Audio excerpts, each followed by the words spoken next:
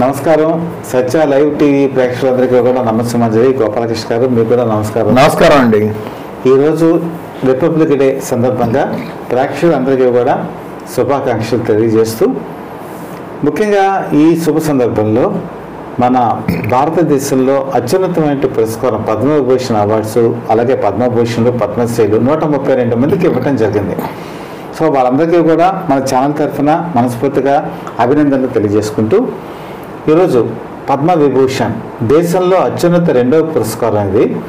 ఇందులో మన ఆంధ్రప్రదేశ్కి చెందినటువంటి మెగాస్టార్ చిరంజీవి, అలాగే మన తెలుగు రాష్ట్రానికే చెందినటువంటి ఉపరాష్ట్రపతి, అంటే మాజీ ఉపరాష్ట్రపతి అయినటువంటి వెంకయ్యనాయుడు గారు, అలాగే పద్మా సుబ్రహ్మణ్యం, ఈవిడ కూడా భరతనాట్యంలో మంచి డ్యాన్సర్ ఈవిడ, అలాగే తమిళనాడుకి సంబంధించినటువంటి మంచి నటీమణి వైజయంతిమాల, ఈవిడ కూడా డాన్సరేనండి. ఈవిడ కూడా బ్రహ్మాండమైన డ్యాన్స్ చేయగలరు.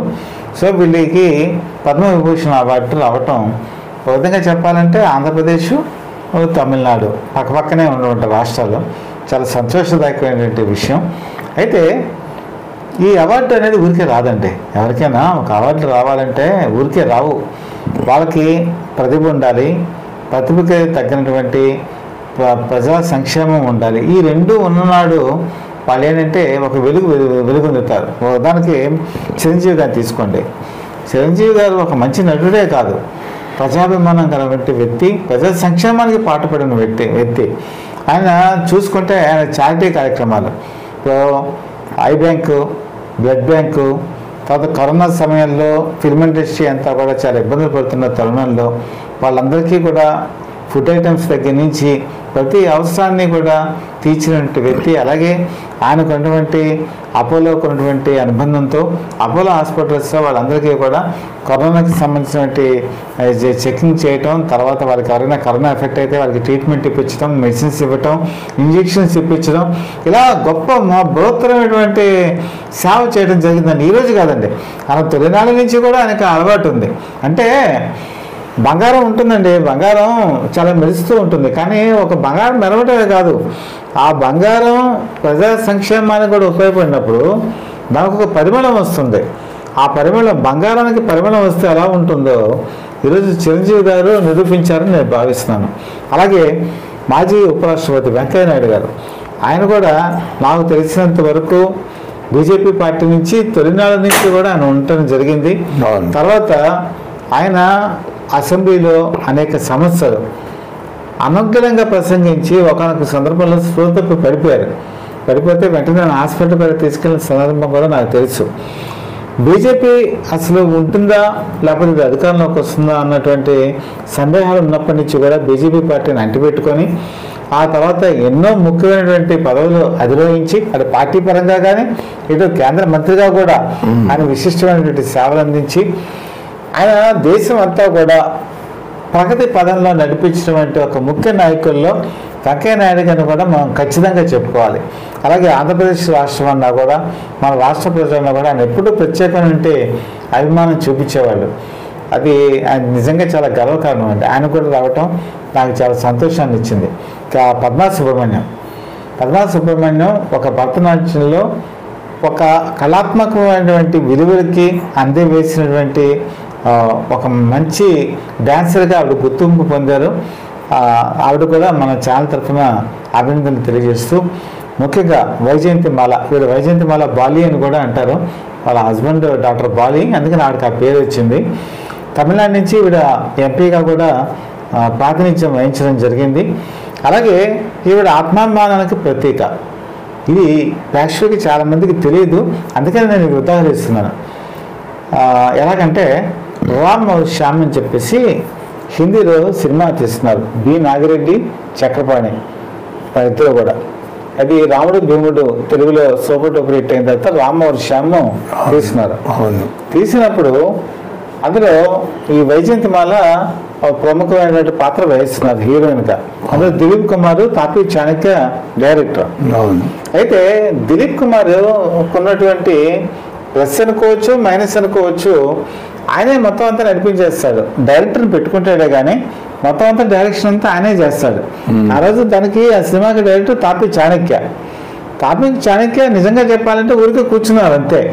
మొత్తం ఇన్స్ట్రక్షన్స్ ఇవ్వటం అన్ని కూడా ఈయనే చేయడం మొదలుపెట్టారు. ఇది అప్పుడు చివరి అడిగారు అంటే బాగుందండి అంటే ఓకే చెప్పేసేవాడు ఆయన. ఇది నిజంగా జరిగింది. కానీ వైజయంతి మాలకు మాత్రం ఇది నచ్చల. ఆవిడేంటంటే డైరెక్టర్ ఏం చెప్తే అదే చేసే మనిషి తప్ప దిలీప్ కుమార్ చెప్తే వినే మనిషి కాదు. ఆడ ఫస్ట్లో కొంత చేసినా కూడా తర్వాత వ్యతిరేకించడం ప్రారంభించారు.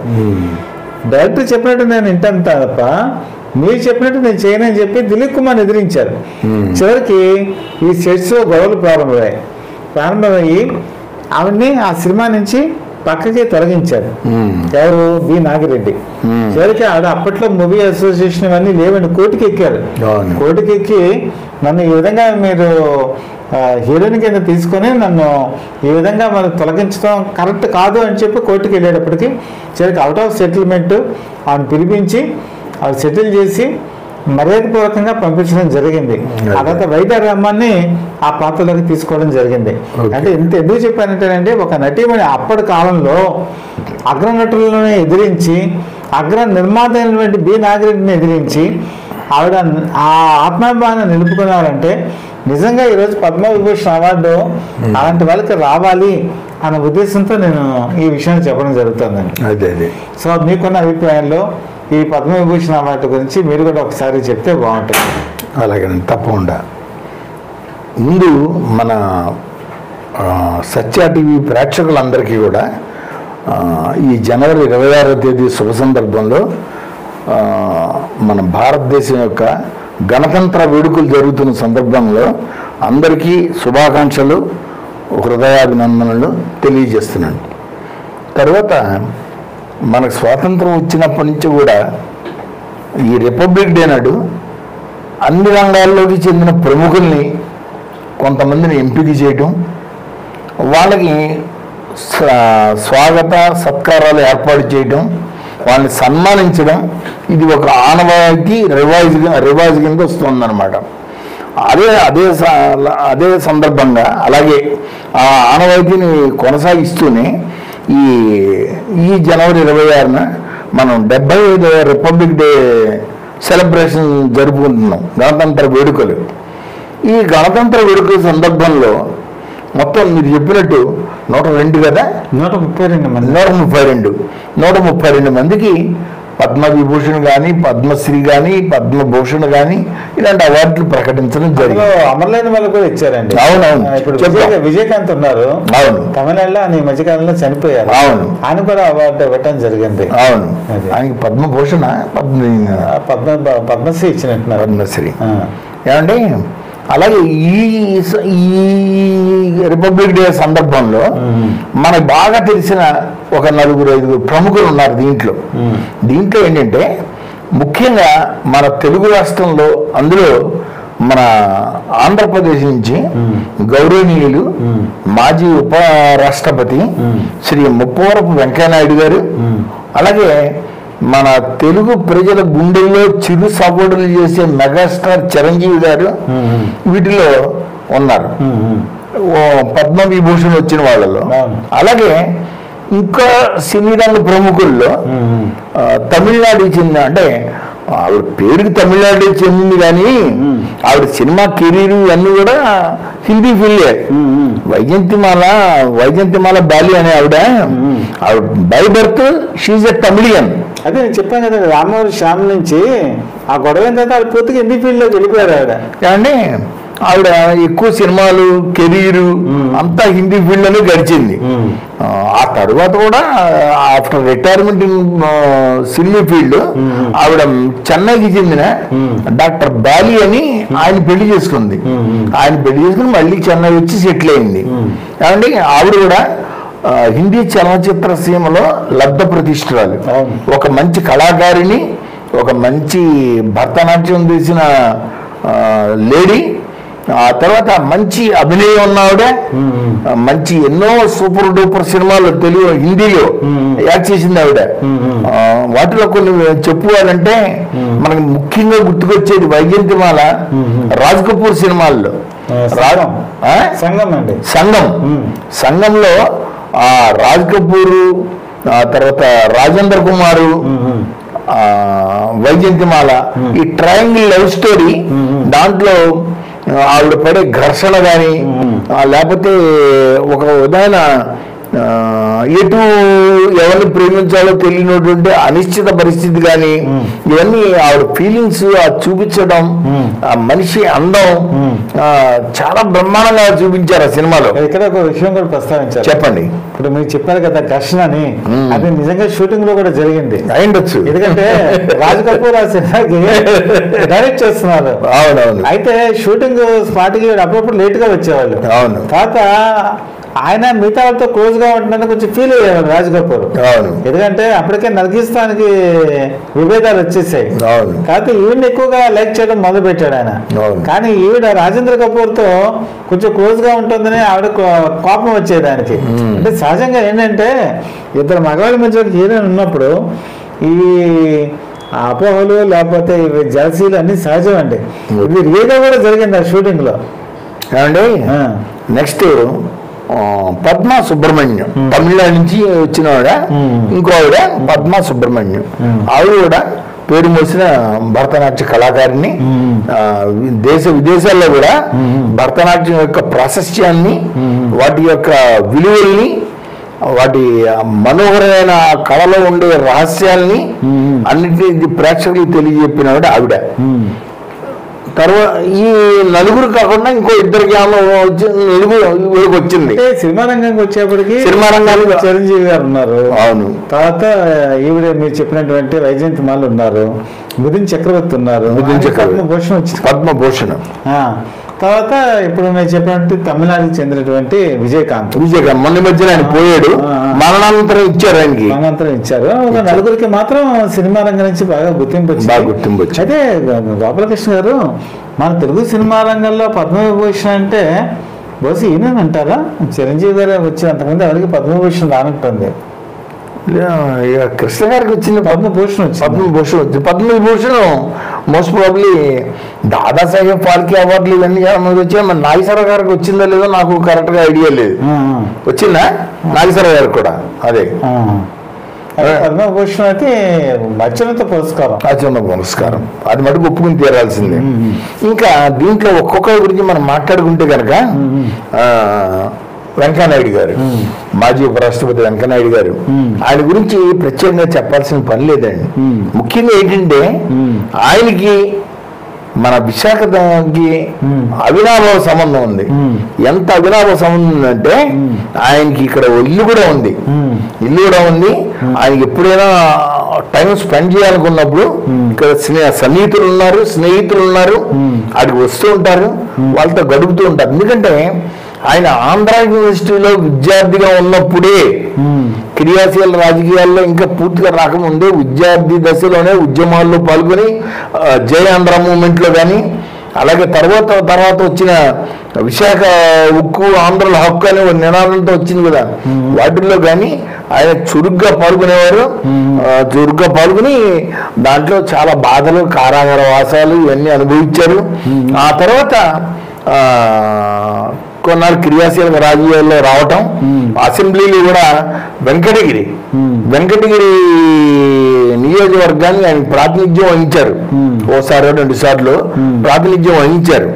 అప్పుడు ఆయన సభలో సమస్యల గురించి మాట్లాడే తీరు, వాటిని ఎనాలిసిస్ చేసే తీరు ఎంతో జూనియర్ అయినా, ఆ టైంలో ఆయన జూనియర్ మెంబరే అయినా సరే 78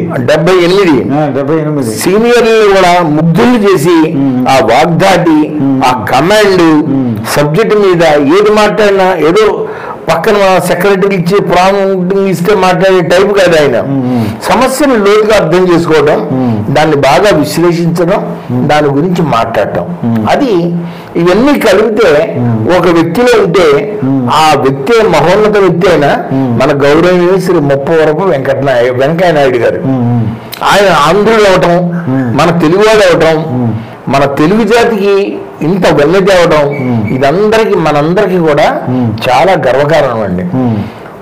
ఎందుకంటే ఒక మనిషి ఆయన పాటించే విలువలు, ఆయన నడిచే ఆదర్శమైన మార్గం, దాన్ని బట్టి అది రాజకీయాలైనా ఇంకోటైనా ఆయన్ని నిలబెట్టడం కానీ లేకపోతే ఆయన పాటించకపోతే కనుక ఒక మరుగుజ్జులుగా కింద పడిపోవడం కానీ విలువలతో లేకుండా ఉండడం వల్ల ఇలా జరుగుతుంటాయి. కానీ వెంకయ్యనాయుడు గారి విషయానికి వస్తే ఆయన ఎప్పటి నుంచో బీజేపీకి పార్లమెంటులో బలం లేకుండా ఒకళ్ళో ఇద్దరు, అది కూడా ఒక వాజ్పేయి గారు ఓ అద్వానీ గారు ఉన్న టైం నుంచి కూడా ఎంతోమంది ఈ రోజున ఈ ఎలక్షన్లో ఒక పార్టీ, అసెంబ్లీ ఎలక్షన్లోకి ఇంకో పార్టీలోకి, జడ్పీటీసీ ఎలక్షన్కి ఇంకో పార్టీలోకి ఇలా మారిపోతున్న రోజుల్లో కూడా ఏమీ లేనప్పుడు కూడా బలం లేని టైంలో కూడా ఆయన నమ్మిన సిద్ధాంతాలకి విలువలకి కట్టుబడి భారతీయ జనతా పార్టీకి ఆకర్షించు ఆయన పూర్వం జనసంఘ నుంచి ఉన్నారు. ఆయన ఆ విలువలకి కట్టుబడి చివరి దాకా క్రియాశీలక రాజకీయాల్లోంచి ఆయన ఉపరాష్ట్ర పదవికి ఎన్నికయ్యేదాకా కూడా ఆయన ఆ పార్టీలో ఉంటూ ఆ విలువలకి కట్టుబడి ఉంటూ అంతటి అగ్రస్థానం. ఉపరాష్ట్ర పదవి అంటే సామాన్యం కాదు. రాజ్యసభ చైర్మన్ ఎంతో సమర్థవంతంగా నడిపిస్తూ ఆయన ఈ పదవి ఆయన్ని వరించింది. వదిన చెప్పాలంటే ఆయనకి ఈ పదవి వరించడం ఎంత ఆనందదాయకమో అది ఆయనకి మణికిరీటం లాంటిదో, ఆయన మెడలో మణిపూసో. అలాగే ఆ పదవి ఆ అవార్డు కూడా ఆయనకి ఇవ్వడం అనేది ఆ అవార్డు కూడా ఒక వన్నే. ఆ అవార్డు కూడా ఆ పద్మవిభూషణ్ పురస్కారానికి కూడా ఒక గొప్ప పురస్కారం వెంకయ్యనాయుడు గారికి ఇవ్వటం కాబట్టి అందుకని ఒక తెలుగు జాతి వాడిగా, ఒక ఆంధ్రావాడిగా నేను ఆయనకి రావటం చాలా గర్విస్తున్నాను. అలాగే ఆయన భవిష్యత్తులో మరింత ఉన్నతమైన పద్ధతులు అంటే ఈసారి కాకపోవచ్చు, ఎప్పుడైనా ఇంకోసారి పరిశీలించవచ్చు. కేంద్రం ఏ రాష్ట్రపతి పదవికి ఆయన్ని నెక్స్ట్ కన్సిడర్ చెయ్యాలని నేను ఆశిస్తూ భవిష్యత్తులో ఆ పదవి కూడా ఆయన ఎలక్ట్ అయ్యి వల్లి చేస్తారని ఆశిస్తూ భవిష్యత్తులో మరెన్నో పురస్కారాలు ఆయన్ని వరించాలని కోరుతూ మనసారా సెలవు తీసుకున్నాను. నమస్కారం.